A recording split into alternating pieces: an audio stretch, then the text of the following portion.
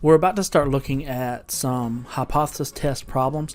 One thing I want to keep you aware of is there may be some times in the video that you should stop it and write some stuff down, or you need to stop. Don't be afraid to use the controls to start or pause the video at certain parts where you may have to, where I fill in some stuff kind of off screen. So just keep that in mind. We're going to now look at some examples where we actually conduct a hypothesis test. And I'm going to do a few problems in 8.2 now that show you how to conduct a hypothesis test for some claim about a population proportion. So let's look at this example here where it talks about in a study of smokers who tried to quit smoking with the patch therapy, 39 were smoking a year after treatment and 32 were not smoking a year after treatment. Okay, so we have all our people right there. That would be our total if we added 39 and 32, our total amount of subjects. Then it says use a 0.05 significance level and the steps below to test the claim. So this is actually some of the key words that you need to look for is like test the claim. Now you know that you're doing a hypothesis test. We want to test a claim that among smokers who want to quit using the patch, the majority, so greater than 50%, are smoking a year after treatment. So we have all our information here, and like I said, we have, since we're looking at people who are smoking a year after treatment, our X will be 39, and then if we want N, we just got to add 39 and 32 together, right there. That'll be our total amount of subjects right there, if we need that later. But now, for part A, it says, what is the null and alternative hypothesis? So even before you enter your sample data in the calculator, you do have to establish what your null and alternative are so that you can actually go to the calculator and do that. So what I'm going to do is write out my original claim, the one that's actually in the problem, and then I'm going to write out the opposite claim, and then pick which of those will be my null and which one will be my alternative. Now the original claim, it says test a claim that among smokers who try to quit with the patch, the majority are smoking a year later, so greater than 50%. So we want to do P, since it's proportion or percent, greater than 0.5 or 50%. Of course, if that's not going to be true, well, what will be true is P would have to be less than or equal to 0.5. And then when we set up our null hypothesis, P, we're going to have proportion, but it's always equal when you look at the null hypothesis. And of course, the opposite is the one that has the equal. So the opposite claim is what's going to kind of shape our null hypothesis right there. So P is equal to 0.5, which means the original, the original claim up here, that actually will be my alternative hypothesis. Okay.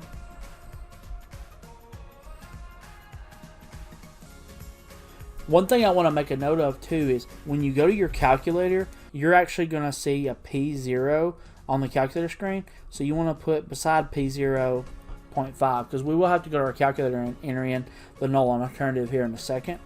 And then your alternative hypothesis, you're going to see P, and you want to look for a greater symbol. I think actually on the calculator screen they have like P greater than P0, which P0, that's the null hypothesis, which is 0.5. So when you go to the calculator, you're probably going to see stuff that looks like this when you have to enter it there, which is what we're going to have to do now in the next few steps anyway. So now using a calculator, which function in the calculator will we use to conduct this test? Since we are testing a claim about a proportion or percentage of people who go back to smoking, we're going to use one prop z-test for this. And then for part C, it says enter the sample information in your calculator to get the p-value. So this is where we want to go to our calculator and actually enter the information. So I'm going to go over here and hit stat. I'm going to go to the test menu, and then one prop z-test, it's on number 5 for me right here. And then you have all this information that you want to enter in now, like P0xN, all this. Well, just write down, what I would do is take some time to write down what you're entering in each spot so that you have it for reference for later. P0, just like we said before, P0, that is actually your null hypothesis. So you're going to put the null hypothesis in there. And then X, well, what is X for us? Now, since we're trying to do a claim about the majority of people are smoking a year after treatment, smoking is kind of the number that go back to smoking is our success, kind of.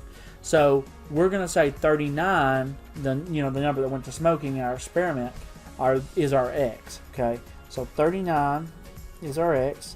N, that's going to be your number that went back to smoking, and then the number that quit added together. So you'll just add those together. And then the very last line says PROP on the calculator. Well, you're just going to pick the symbol for the alternative hypothesis, which will be greater than P0. So that's your alternative hypothesis. And then once you enter this information in your calculator, you should be able to get your p-value on the next screen. So P0 is 0.5, X is 39, N is 39 plus 32, and then prop, I'm going to go scroll over to hit greater than, since our alternative hypothesis was greater than 0.5, and then we calculate. And then on this screen right here, we have the p-value. It's 0.2031. You can just do 4 decimal places, but the p-value is 0.2031. Now, on the next part, D, it says, what is our initial conclusion? Do we reject the null, or do we fail to reject the null hypothesis? Okay, well, this is where you're actually going to compare the p-value you got right there to the significance. So we see this significance value in our original problem. It's like, how do we use that? What are we using that for? This is actually the part where you're going to use it. You're going to compare 0.5 and the p-value that you got. So we're going to do p-value and then alpha, which is your significance, and just compare those two values.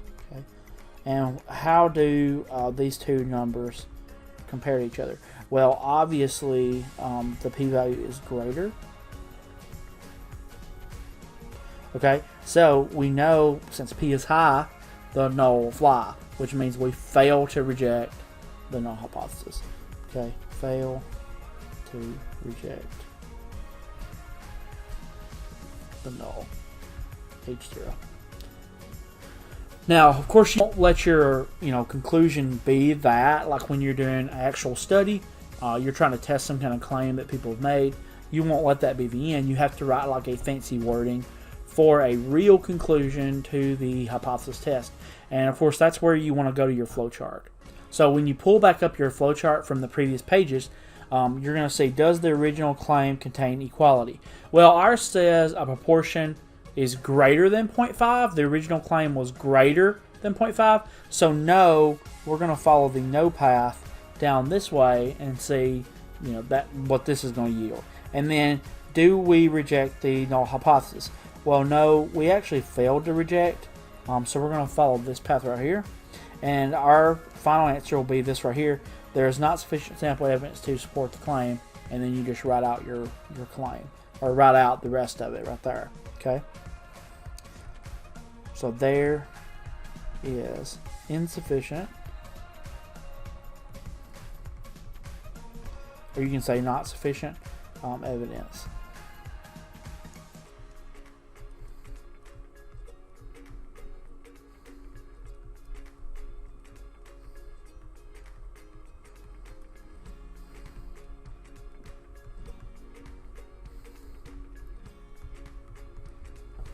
You have it filled in pretty well up to this point. Just following the flowchart. There's insufficient evidence to support the claim that, well, what's the original claim? That the proportion of people who return to smoking is greater than 50%. Okay, that the proportion, or we'll say percent, that the percent who go back to smoking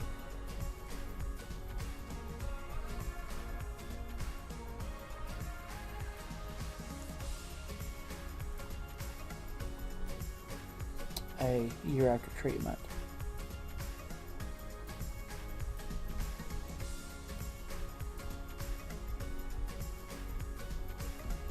is larger than 50%.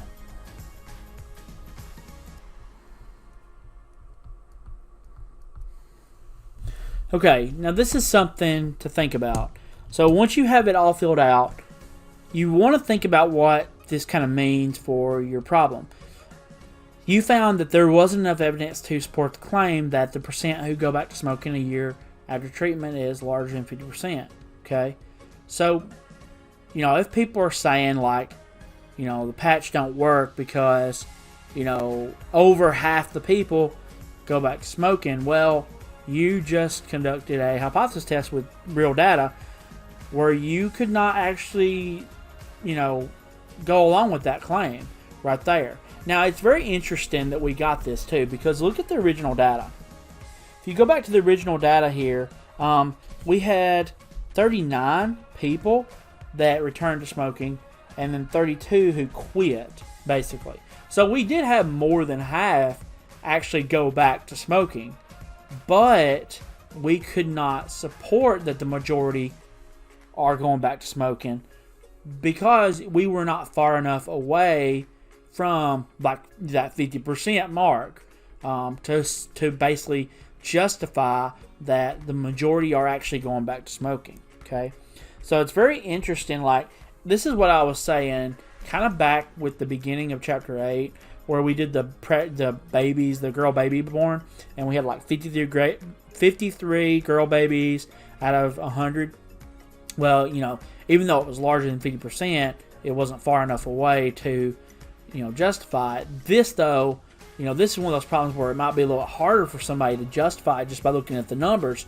But with rigorous math, like with the kind of process we used here to do the hypothesis test, you can actually get to a conclusion about that particular claim. So anyway, just something to think about whenever you get to the end of your problems. Let's do a problem where we have a table of data and we have to do a proportion hypothesis test based on this table. So in this one right here, it says data lists various M&M weights. Use the data here to perform a significance level of 0.05 to test a claim. Okay, so we know it's hypothesis test that exactly 16% of plain M&M candies are green. So we have all these weights here in this chart for us, and we want to test a claim about the percent of green M&Ms right there. Let's fill out the null and alternative hypothesis first for part A, since we can probably easily do that. We are testing a claim about percentage, so when I write down my original claim, I'm going to do P equal to 0.16, which means the opposite claim will be P is not equal to 0.16, which actually both of those are going to be my null and alternative. My null hypothesis, it'll be P, I'm going to calculate P0, so 0.16, which means the opposite claim will be my alternative. That's going to be P not equal to 0.16. Okay. Okay, it says enter the sample information in your calculator and get the p-value for your particular sample. Since this is a proportion hypothesis test, we are going to be using one prop z test since we're doing a hypothesis test. And we'll have to enter in p0 x n, and of course at the end it has our prop. Now we know the p0 is going to be 0.16, and the prop, we're going to pick the not equal symbol on the prop. However, what is x and what is n? Now, all we have in this table are candy weights. Okay, so how exactly do we, get an x? And it talks about exactly 16% of M&Ms are green. Well, what you're going to do here for this problem is use the number. This is basically like what they did here is they took the weight of each candy. We're going to count how many candies they had total. So for green, we're going to do 1, 2, 3, 4, 5, 6, 7, 8, 9, 10, 11, 12, 13, 14, 15, 16, 17, 18, 19. So it looks like x is equal to 19, which will be the number of green candies. And then to get n, you'll have to add up all the ones. I'll go ahead and do that right quick for you. Okay, it appears that we got 100 exactly for our number of candies in the table. So I'm going to put in 100 as my n. And now we can actually get the p-value by just going to one prop z-test. So I'm going to hit stat, go over to the test menu. Then we want to do one prop z-test, which is number 5.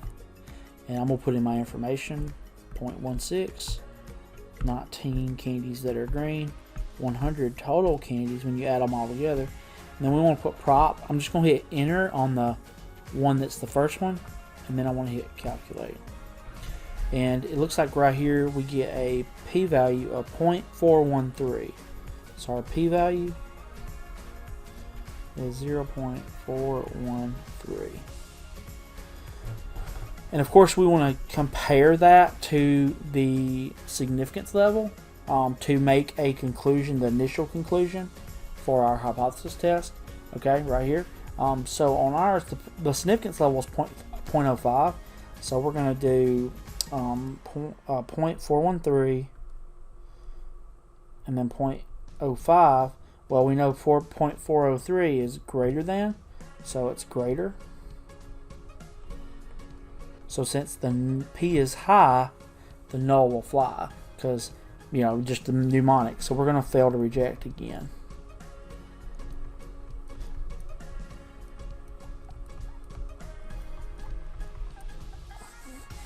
Okay, and then it says final conclusion. We want to write down a statement that addresses the original claim. Okay, that's where we want to go back to our flowchart. One thing to keep in mind is you will need to know what your original claim was, which ours did have the equal sign. So when we go back to the hypothesis test or the chart, just remember that. And here we are back at our chart right here. Does the original claim contain the condition of equality? Yes, it does. Okay, so and then did we reject the null hypothesis? Well, no, we did not. So our final conclusion is going to say there is not sufficient evidence to warrant rejection of the claim. Okay, right there will be ours. And then we'll write that in up to the point where it has the original claim. And what I have here is I've written down actually what we got from the chart. There's not sufficient evidence to warrant rejection of the claim that, well, what was the original claim? That the percent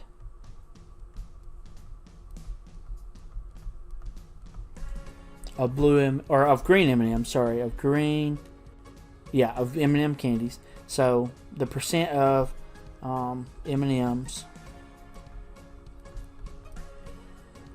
green M&Ms, is 16%. Okay, or it is exactly 16%. So, and it's something interesting here to look at. This is another problem I think that you can think about, like, oh, you know, it's interesting that this ended up being this way.